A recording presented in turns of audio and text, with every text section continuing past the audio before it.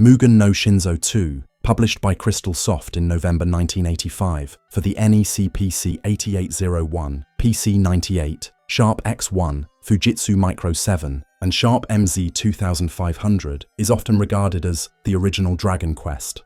Mugen no Shinzo II is a traditional RPG combining Ultima's top-down 2D world map and Wizardry's command-based battle system. It serves as the direct sequel to Mugen no Shinzo, yet its systems have been renewed from top to bottom, making it feel like a completely different game. The game was painstakingly refined, and this careful craftsmanship became one of its defining features. Because the game is written in machine language, it runs at a good speed, and disk saving is quick, making the whole experience pleasantly smooth to play. There's no background music, but the game uses different beeps for moving, swinging a sword, and casting magic. Mugen no Shinzo II also provides straightforward, easy-to-play dungeons with no 3D environments. It is a relatively well-balanced RPG with a high degree of freedom and an unparalleled sense of scale. In the initial Mugen no Shinzou, the player obtains the Dream Heart and ultimately escapes the dream world and manages to return to life. But when he wakes up in the middle of a forest and looks around, he finds the landscape utterly unfamiliar and has no memory of it at all. At that moment, a shadow swept past the warrior, and a terrifying cry echoed high above his head. A gigantic dragon, easily stretching 50 meters long, soared through the skies, breathing flames from its mouth. Is this another dream world? In truth, he wasn't brought back to his original world at all, but to another world known as Elder Ain, one that closely resembled his own, yet where magical power had not yet declined. His hope of going back to his own world was replaced by disappointment. At least he is alive. Elder Ain is the human-inhabited dimension among the 15-dimensional worlds created by the god who formed the universe. Elder Ain is split into 3 parts that the player must explore and ultimately conquer: the world of humans, the world of elves, and the world of demons. There is no limit to the number of days, unlike in the first installment. To get back to his original world, the player must collect 3 colored stones out of the 4 scattered across the human world, the elf world, and the demon world, allowing him to enter the castle where the final boss resides. It is a variation of the pattern seen in Ultima 4 and Hydlide. Role-playing games have long incorporated a wide range of puzzle-solving mechanics where the player searches for hidden items based on clues. It is an exploration feature that can be seen as one of the true pleasures of the genre, and one that has persisted since the very beginning. The world map in Mugen no Shinzo II is a flat, 2-dimensional terrain map, and dungeon and town interiors are shown in the same flat map format. The terrain screen is significantly larger than the 5x5 tile display of the previous episode. NPCs are now visible on the map, and the player can freely move around towns in all directions, including diagonally, using only the directional keys on the numeric keypad. When Mugen no Shinzo II was released at the end of 1985, terrain maps became more expressive, with tree and mountain graphics layered alternately, and the display area expanded to roughly 9x9 tiles. The tree leaves and mountain surfaces are painted in solid green and red, but thanks to a neutral color rendering method applied through the tiles, they acquire hues that resemble dark green or brown. To overcome the computer's 8-color limitation, the game alternates yellow and red pixels, creating the impression of more vivid colors to simulate extra colors. All areas, field, town, dungeon, are unified into a 2D top-view perspective. Instead of instantly revealing all surroundings, the visible area is limited according to where the hero stands. This field of vision mechanic, inherited from Ultima 3, shifts the player's field of vision based on the terrain, the hero's position, and nearby obstacles. Forests and mountains block the character's vision, and anything beyond them that cannot be seen from the main character's viewpoint is hidden from the field of vision and rendered in black on the screen. The limited visibility system serves not just immersion and gameplay, but performance as well. Mugen no Shinzo II is also compatible with the first generation of the PC-8801 released in 1981. This model is significantly less powerful than its successor, the PC-8801 Mac II SR, and when compared to the SR's high-speed mode, movement on the original PC-88 is noticeably slower. By decreasing the amount of rendering required on the map, the game maintains acceptable display performance across all microcomputer models. This visibility mechanic extends to towns as well, and building interiors aren't fully displayed. Inside a cave or tower, the map's display area is reduced, and using a torch expands the field of visibility.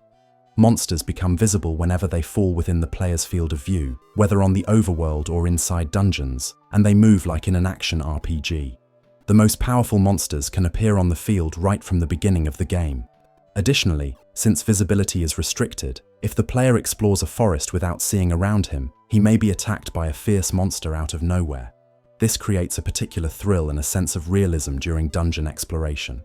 By nature, flat 2D maps come with the drawback that the player can see beyond walls, thereby making it easier to mentally visualize his location.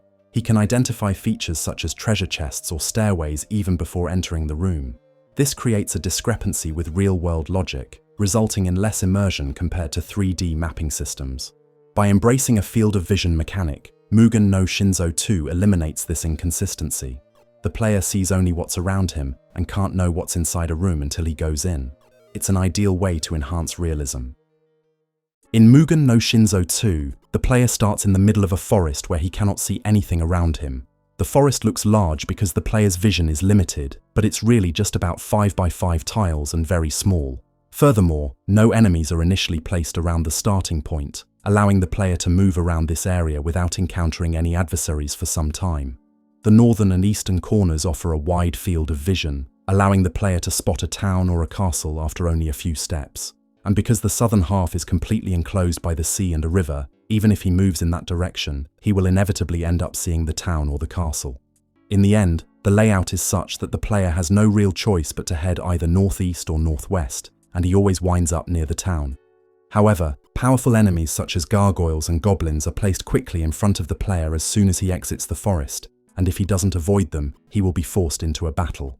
If the player dies, he can restart from his save point by pressing a single key, and if he has never saved, he restarts from the starting point. The game is automatically saved when the player leaves a town, and if he dies, he will restart from that town instead of the starting point. By surrounding the starting point with the ocean, mountains, and powerful enemies, and trapping the player within, the game continuously directs him toward a town or a castle. The gameplay experience can therefore vary depending on the player's choices. Depending on his actions, the player may either locate the town right away and obtain information about the monsters on the field, or he may reach it only after moving along the coast and encountering enemies on the way first. This narrative element structures the game beautifully and resembles a form of level design. Mugen no Shinzo II uses a menu system based on cursor movement. Consequently, most operations can be executed solely with the directional inputs and the confirm and cancel keys assigned to the numeric keypad. The only exceptions are the name entry at the start of the game and the numerical input required during gameplay. In both situations, direct typing is more convenient than menu-based selection. The confirm and cancel functions are likewise mapped to the 5 and 0 keys, enabling the player to play entirely with the numeric keypad. The game additionally supports a controller, which replaces the numeric keypad's movement inputs. The menu contains 11 command options: pass, use an item, cast a spell, discard an item, equipment, remove or change equipment, change name, dismiss a party member, view status, sound settings, change game speed, and save game. Character names and text speed can be modified through the in-game menu. Thus, the player can select the maximum speed setting and finish battles almost instantly. When the player selects View Status in the menu, the character's detailed status is displayed line by line in the message area at the bottom of the screen, with statistics like strength and dexterity shown one after the other. The status display does not show attack power, nor does it list weapons or other equipment. The option to view a detailed status screen was very common in PC RPGs at the time. Interacting with NPCs is done simply by moving the character and coming into contact with local villagers. When the player comes into contact with an object, a menu automatically appears with the corresponding action, so he doesn't have to select a speaking direction or open the menu to call up commands. This system allows for a simple menu that eliminates redundant elements. Unlike the previous installment, in which the player ventured out alone, Mugen no Shinzo II lets the player recruit companions and form a party freely, and journey with up to 5 adventurers at his side. The game becomes easier to play once the party is formed. There are 39 potential allies in total. However, the hero is the only character the player can create, and the only aspect he can define is his name. The class and stats are fixed and unique to the protagonist. Recruitment is not mandatory.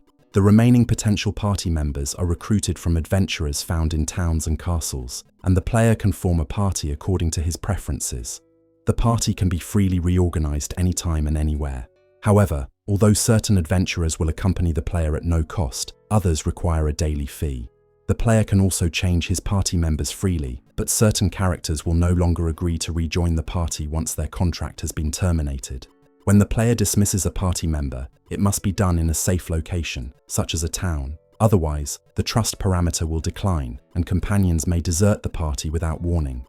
Each character possesses two types of attributes: race and ability. There are 4 races: human, elf, dwarf, and water. Each has its own strengths and weaknesses. There are 7 categories of abilities: combat, luck, magic, holy, piloting, word spirit, and hero. These are attributes originally assigned to each character, and they cannot be changed. However, certain abilities may be obtained later on, and the character's class is defined by a combination of his inherent abilities and those acquired subsequently. Characters are able to change their class, eventually gaining access to advanced professions. For example, if a character born with the combat ability later acquires magic, he advances to the class of sorcerer. In addition, the player can change the main character's class, elevating him to the rank of hero. Because certain abilities are inaccessible to specific characters' race, the unique strengths and weaknesses of each race take on real importance. A well-balanced party should include a mix of combat and magic types, as well as auxiliary roles such as healing and support. Depending on his abilities, the player can acquire special skills that prove useful during the adventure. Luck removes treasure chest traps, magic grants access to sorcerer spells, holy enables the use of priest magic, and piloting allows the player to command a ship. Combat relates to close quarters fighting, though it causes no significant changes. Hero is a designation reserved for the protagonist, while word spirit belongs to the princess, allowing her to decipher certain story sequences, and does not constitute a skill in itself. This means the player needs to choose companions with the right abilities for each challenge and form the party that suits the situation best. The degree of freedom in party building is extremely high. Depending on the combinations chosen, the resulting party may be very strong or surprisingly weak. This open-ended design is one of the main charms of the game. When the party encounters a wandering monster, whether on the field or within a dungeon, a battle begins. Only one type of enemy can join a battle at a time, and the number of enemies that appear is determined by that enemy type. The dragon always shows up alone, and gargoyles always appear in threes, and their numbers never vary. The power and type of enemies encountered on the field are not fixed according to the terrain, and enemies can move freely anywhere on the map. Enemies of different strength levels thus coexist on the same terrain. However, the same enemy will have different random stats each time it is encountered. This system gives a strong sense of realism. Enemies suddenly leap out from the shadows, wait inside rooms, and advance toward the player on the field. The game uses a classic turn-based command selection system, and battles play out quickly. The battle screen now displays character portraits, stats, and enemy information more clearly. Commands are executed instantly, and the pace of play is extremely comfortable. The battle graphics are impressive, with monsters displayed in close-up, and even though they use only single images, the artwork employs shadowing in a captivating manner. The player can manage his party and arrange his companions across 2 separate lines of attack. Frontline members are more vulnerable to attacks, but deal more damage than those in the back. The player can either fight the enemies head-on or run away. The player can attack using physical strikes or magical spells. He can target enemies in any order according to his strategy, and the remaining HP of each enemy is displayed on screen. The player can use the defense command, which never fails and stops every attack. If the player uses the defend command, the character will not take any damage. The weaker party members or newly recruited allies can therefore survive even the fiercest battles by remaining in a defensive stance until they level up. The success rate for escaping battles is quite high, and it is recommended that the player run from the tougher monsters until he has gained several levels.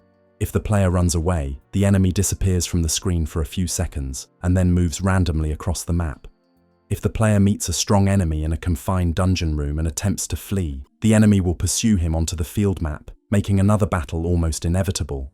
At this moment, the player's unity and empathy with the protagonist reaches its maximum. After every successful battle, the player earns experience points, and he automatically levels up once his accumulated points reach 255. The experience points awarded by enemies varies according to the character's level, the number of people in the party, and each character's personality. The higher the level and the larger the party, the fewer experience points the player receives from defeating enemies. Therefore, by strengthening the main character, then reducing the number of people in the party, and defeating powerful enemies, the player can effectively level up low-level companions from the earliest stages of the game. The player can attain his first level increase after approximately 5 battles. When the battle ends, a short jingle plays, and the level goes up instantly. After each level up, the player can return to the castle, where the king grants him a reward of 50 gold coins. As their abilities increase, magicians can learn new spells. The game features a unique satiety system, forcing characters to eat food purchased in shops. Naturally, the quantity of food required increases as the number of party members grows. When the player runs out of food, his HP and MP decrease, and the game ends if either hits 0. If the player travels too far in one day, he may collapse from hunger. Even if the player has no recovery spells or items, he can gradually restore his HP by moving around on the field map, as long as he has food. Mugen no Shinzou II tells a classic story in which a warrior returns from the dream world, becomes a hero, gathers allies, and embarks on a collective journey to defeat the invader, the Prince of Darkness. Mugen no Shinzou II thus adopts a narrative structure built around the words hero and demon king. The main character is depicted as a legendary hero, a legendary knight, a human hero, a hero of virtue, and a hero destined to fulfill the world's greatest hopes. He stands as a hero chosen by a force far beyond himself, bearing a mission that is nearly divine in nature. After he saves the princess, she asks if he really is the hero chosen by destiny. Interactions with characters play a key role in the narrative structure, and there are different types of conversations. These include conversations related to gameplay strategies and tips, conversations tied to the story, dialogues that develop the world and the atmosphere of each town, humorous exchanges, and conversations that have no particular purpose. Rather than expanding its world vision, the game focuses on its storyline and employs a variety of inventive techniques to entertain the player. The first part of the game follows a story that guides the player through a specific order of events incorporating treasure hunting elements. In the human world, the player is unable to acquire the silver idol unless he defeats the Cyclops. He cannot rescue the princess without the silver idol, and he cannot reach the entrance to the demon world until he has saved the princess. In addition, the order in which the 3 worlds, the human world, the elf world, and the demon world, are explored is partly dictated by the strength of the enemies encountered. The initial objective is to survive and become stronger, level up, obtain weapons and armor, and buy food. Around the forest, the player encounters various monsters on the field, such as gargoyles that cast sleep spells, weak zombies that carry gold coins, orcs, lizardmen, and goblins. The player visits the king's castle for the first time. There, he learns from King Salua that the princess traveled to Arcadia Castle and never returned.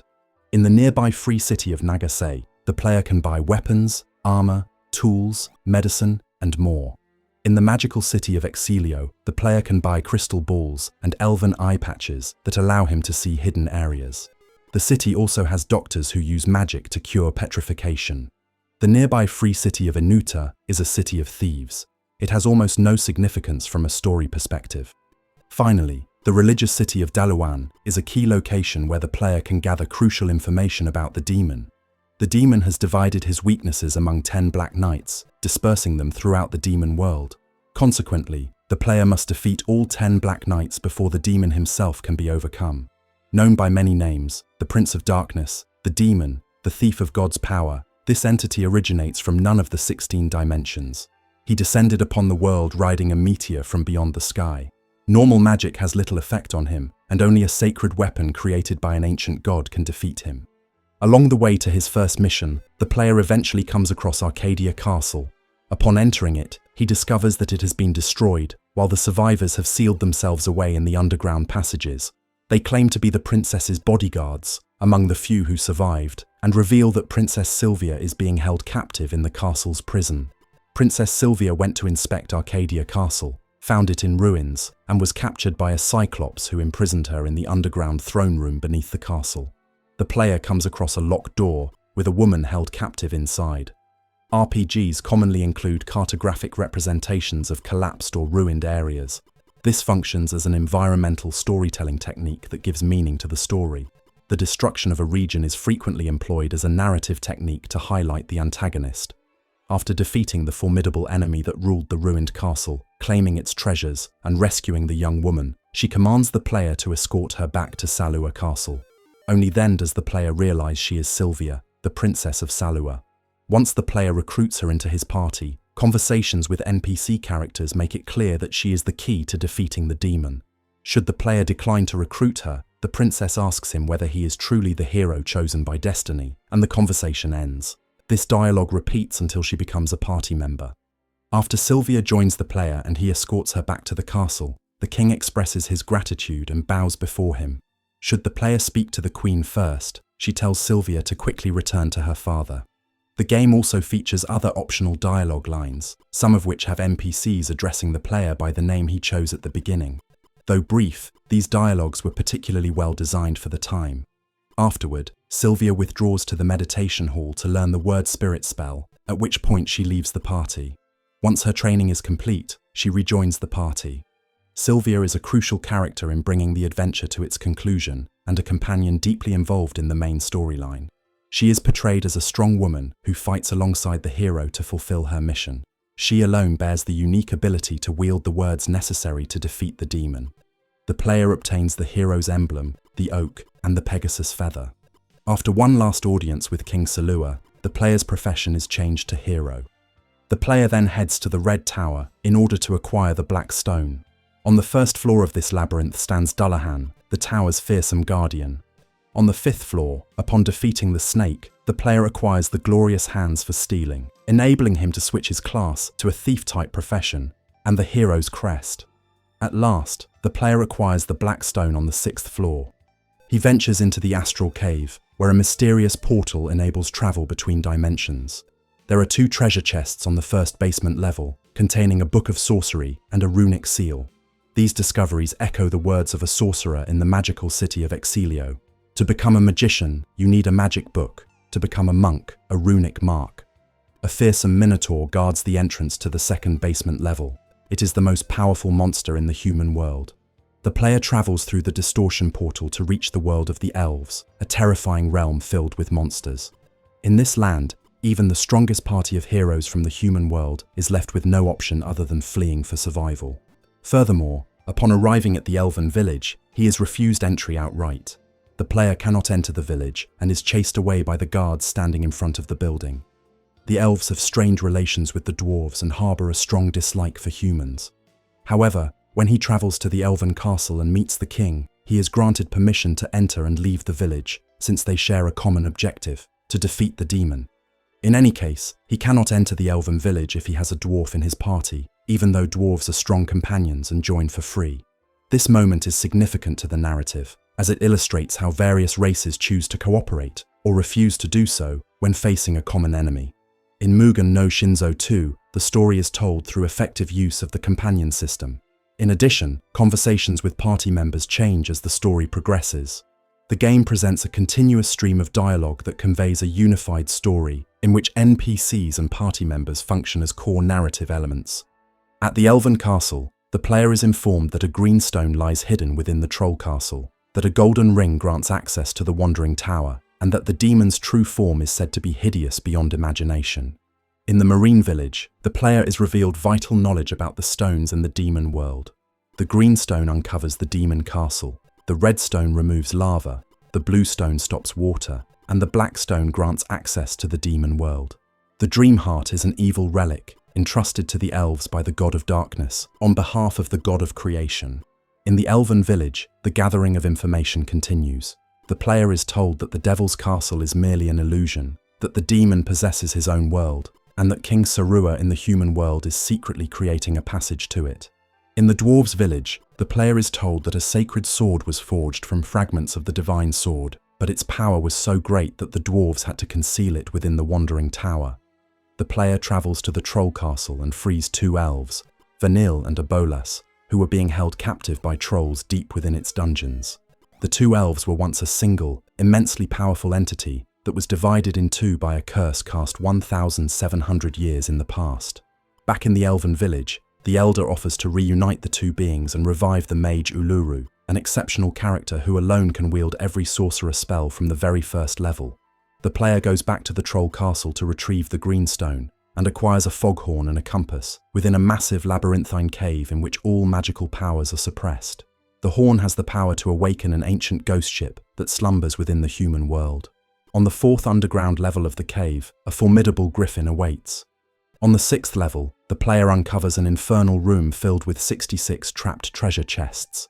The player uses the compass to reveal the location of the Wandering Tower, an ever-moving tower with no permanent location that holds the game's most powerful sacred sword, destined for the hero alone, the only weapon capable of truly defeating the demon. The player goes back to the human world. In the city of Nagase, a local resident recounts, "As I watched the sea from a tree near the magical city, I heard a horn sound, and soon after, a ghost ship started rising from the sea. The tree stands close to the magical city of Exilio, and the area is filled with an ominous atmosphere. In the basement of Arcadia Castle, the player recruits Kumon the Sailor, a character who can sail a ship. After blowing the foghorn near the tree, the player sails across the ocean and reaches the ghost ship. An invisible monster emerges. The Dark Knight, dressed in golden armor, appears within the ghost ship's limbo. If the player succeeds in defeating him, he receives the Blue Stone. With the 3 magical stones finally in his possession, the player returns to Salua Castle and uncovers a distortion portal within the princess's former training room. He ventures into the Cave of Gaia, a colossal labyrinth leading to the demon world. Within the demon world, dragons fill the skies with fire, lava flows everywhere, and there is no safe ground. As expected, many powerful enemies unlike any faced before await him. Using the wings of Pegasus, the player flies over the lava and enters the demon castle. However, inside the castle lies a vast, empty space where countless enemies await the player. The Demon King is nowhere to be seen. The player discovers a chest and obtains the red stone. He now possesses all 4 stones. However, the demonic castle appears to hide nothing else. It looks like a large hall with nothing more to do. In reality, this demonic castle is merely an illusion. 3 great towers exist in this world: the Tower of Fire, the Tower of Earth, and the Tower of Water. The player visits the spirits trapped in the 3 towers. Through her unique power, Sylvia manages to free the spirits, and with the magical stones, the player dispels the lava and water of the demon world, unveiling the true form of the final castle. The castle is a vast, single-floor structure. Upon entering, the player is attacked by a large number of monsters. Most are weak, but the griffins and manticores are dangerous. At the heart of the structure stands a great hall, surrounded by small rooms containing 10 Black Knights. Only after defeating them all can the player challenge the final boss. The demon possesses the power to control dimensions. He calls himself Darkness and takes the form of a knight. Once defeated, he reveals his true identity and his true form as he delivers a long, detailed revelation to the player. What follows is the true final battle against Grand Eye, a monstrous creature shaped like a giant eyeball.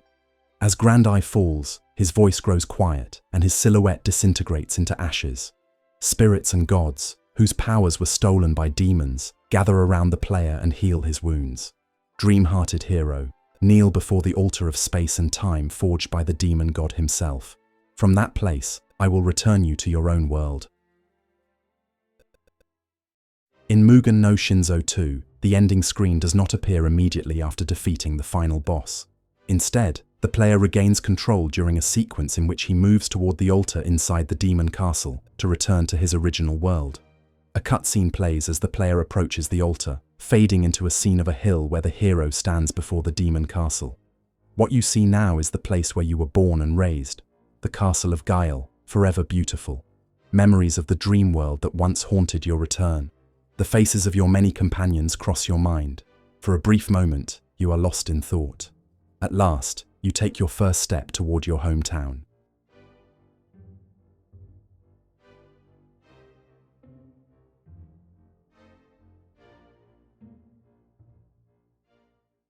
What makes Mugen no Shinzou II truly great is its story. Through Elder Ain, its 3 worlds, and the many mysteries scattered across them, the game succeeds in creating a compelling universe. The game conveys a strong sense of realism through various clever design and usability features. The most courageous aspect of Mugen no Shinzou II is its commitment to the role-playing game concept, promoting a sense of unity with the protagonist and introducing core genre elements for the first time. For its time, Mugen no Shinzou II represents the most complete example of an orthodox RPG. As character levels rise and equipment improves, the player takes almost no damage in the human world, aside from a handful of powerful enemies that can be fled from, and HP and MP also gradually recover as the player moves across the map. Moreover, the field of vision mechanic can be bypassed using tools and spells that negate its effect. The freedom of movement across the map, which allows the player to reach destinations without encountering enemies, makes it unnecessary to rely on frequent directional hints in dialogue.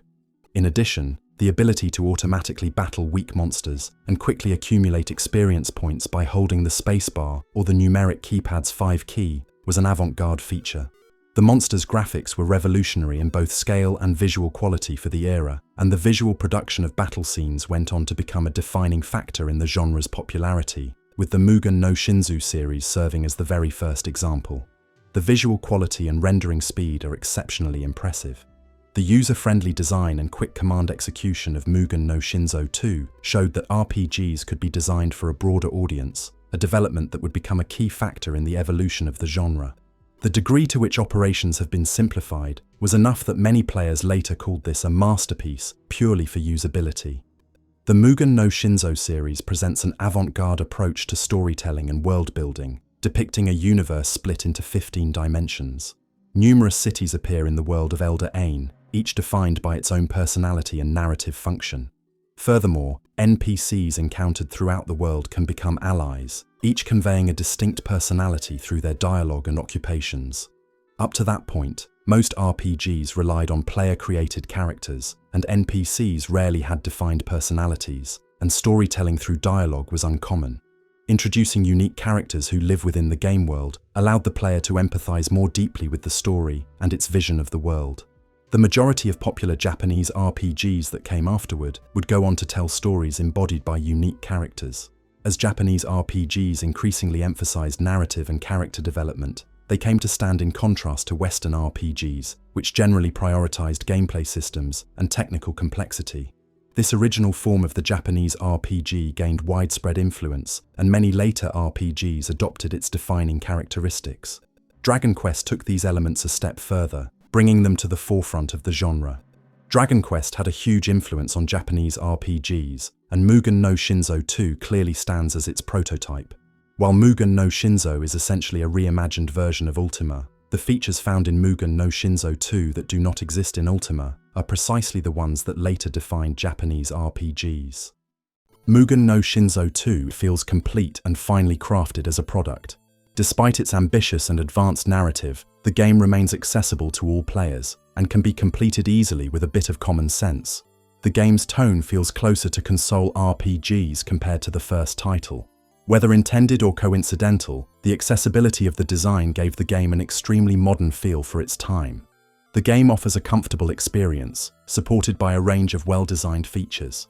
It includes a game screen made up of large spaces that switch between the field map and the battle screen, offers the ability to adjust battle message speed during play, and allows unused items to be stored temporarily. With its enjoyable companion recruitment system, the game challenges the player to think carefully when forming the best possible party from a large cast of characters. The magical stones are positioned so that the player can advance by collecting them in a random order. Mugen no Shinzou II encourages the player to visit the final boss's castle during the middle of the game. A gateway to the demon world can be found inside the first castle if the player goes to see Sylvia after rescuing her. If the player explores this passage, he ends up in the enemy's bastion, the demon world. At the heart of the demon world lies a castle surrounded by lava, making it very noticeable. At this stage, however, the player is not strong enough to survive, forcing him to retreat and return later when he has grown stronger. This is a surprising game design structure found in many Japanese RPGs that already existed in Hydlide. This form of map guidance is an excellent design choice, subtly directing the player, yet it may go entirely unnoticed if the player never enters Sylvia's chamber before finishing the game, or if he explores the demon world only briefly and flees before seeing the final castle. Mugen no Shinzou II succeeds in evoking a wide range of emotions, from the excitement of discovering a new world beyond a labyrinthine cave, the fear inspired by powerful enemies in unknown lands, the suspense of fleeing back to safe towns, the relief of returning to the human world, and the satisfaction of defeating a boss, to the gradual discovery of the game's worldview through conversations with villagers, the surprise of uncovering caves and towers with distinct characteristics, and finally, the revelation when the final boss reveals his true identity. Mugen no Shinzou II features all the core elements found in modern classic RPGs. It is a true masterpiece, and unlike Hydlide and Xanadu, it stands out as a full-fledged RPG. At the time, no other RPG achieved such a degree of perfection. As one of Japan's first major RPGs, it remains a cornerstone of the genre to this day. Through its philosophy, design, and legacy, Mugen no Shinzou II stands at the very origin of the classical Japanese RPG, serving as both its prototype and its defining model, and exerting lasting influence on all RPGs that followed. After Dragon Quest reached the mainstream on the Famicom, RPGs quickly grew in popularity in Japan. However, the true foundation of their popularity can be traced back to Mugen no Shinzou II.